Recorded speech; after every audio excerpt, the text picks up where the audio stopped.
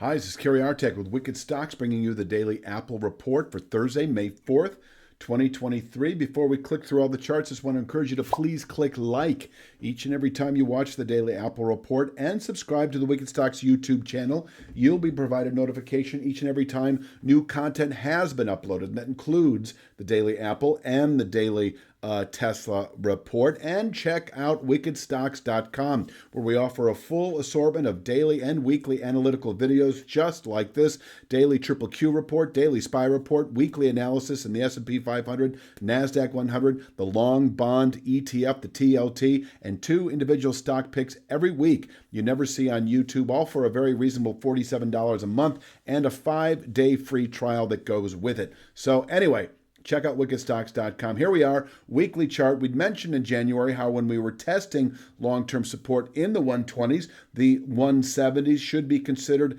attainable by some point in 2023, and we pushed into the 170 handle on Wednesday. Was that for the first time? I think so. I'm going to check right now.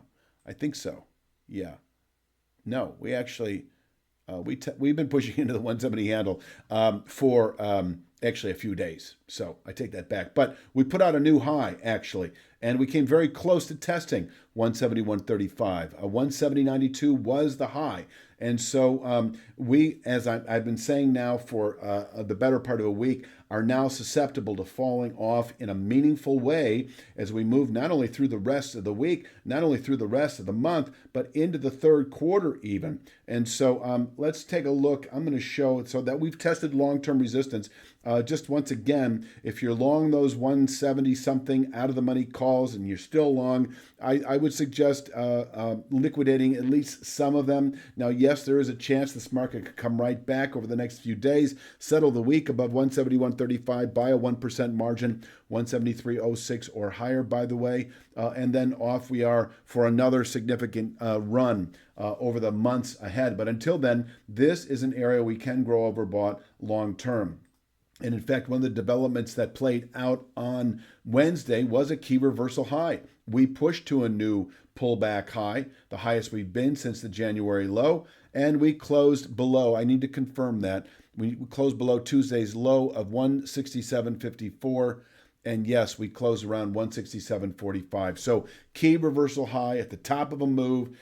This shows continued likelihood for bearish continuation, which I've been mentioning anyway for the better part of a week. 168.01 is our resistance for the day. If we open below it, can contain session strength. On the way down, 165.72 can contain intraday weakness. That is a downside 5/8 Fibonacci from the low from about a week and a half ago against Wednesday's high, right? Or is it Tuesday's high? I forget what day we're in. I think, yes, Wednesday's high. So there's that. But really, I'm looking now for 163.04. And I've been mentioning 163.04, at least some variation of this channel bottom, as a 1 to 2 week target anyway. And now that we've closed below 168.01, following the key reversal high, we could be just a few days away from testing 163.04. So in terms of the day trade, it's being short at 168.01. Possibly taking profits at 165.72. In terms of the 3 to 5 day swing trade, it's being short below 168.01, anticipating 163.04.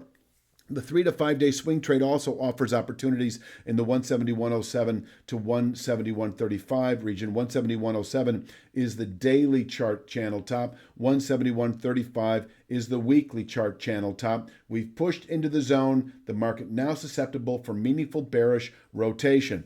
And closing below 168.01 indicates as much, at least for the next few days, down to 163.04. But in terms of holding below that long-term resistance now, I'm going to reiterate, the bigger picture, which is to say 163.04 in reach by the end of next week or sooner. The 154.05 formation in reach by the end of June or sooner. And the 143.55 formation in reach over the next 3 to 5 months or sooner. The sooner part would come with settlements below these subsequent steps. on the way down. So if we test 163.04, yes, we can rally back into the low 170s again within a week or so of doing so. But if we close below 163.04, what had been considered a by the end of June objective is now by the end of May, perhaps, where we could bottom out on a monthly basis. And from here, yes, rally back into the lower 170s again within 3 to 5 weeks of doing so. That's why I give this the possibility of 3 to 5 months. And of course, if we close below 154.05, say, I don't know, by the end of June or over the next 3 to 5 weeks, then we're just another 2 to 3 weeks or so from testing 143.55. This is where I've also been mentioning how you could be buying out of the money puts right now, 163.04s that don't expire for at least a week, the 163 strike out of the money puts that don't expire for at least a week, 154, 155 out of the money puts that don't expire for at least, I'd go a month, maybe 2 out on that. And then finally, the 144, 145 out of the money puts that don't expire for at least, I would go 6 months out on this. It's not going to take that long, but you never know what might happen on the way down where we have, the typical give and take. We rotate back up into the 170s, back to here, we close here, and it's more like this. You're pushing all the way into summer trade perhaps before you might wind up testing 143.55. Now, I don't see 143.55 as a clear destination. But because we are testing such a significant long-term resistance area in the low 170s, I think you should consider it in play as we move into the third quarter. So there's that. Now, upside today, let's get back to 168.01 because I do want to finesse this just a little bit to mention that if we push, especially if we open today above 168.01, we can run right back into the low 170s again. Now, I'm underscoring 169.63 as the 1% zone as we approach the 1% mark of testing that long-term resistance at 171.35. This is it. It doesn't have any inherent line study resistance. It's just I want you to be cognizant of that if we push back into that area. Once again, 171.07 to 171.35 is our primary overhead resistance.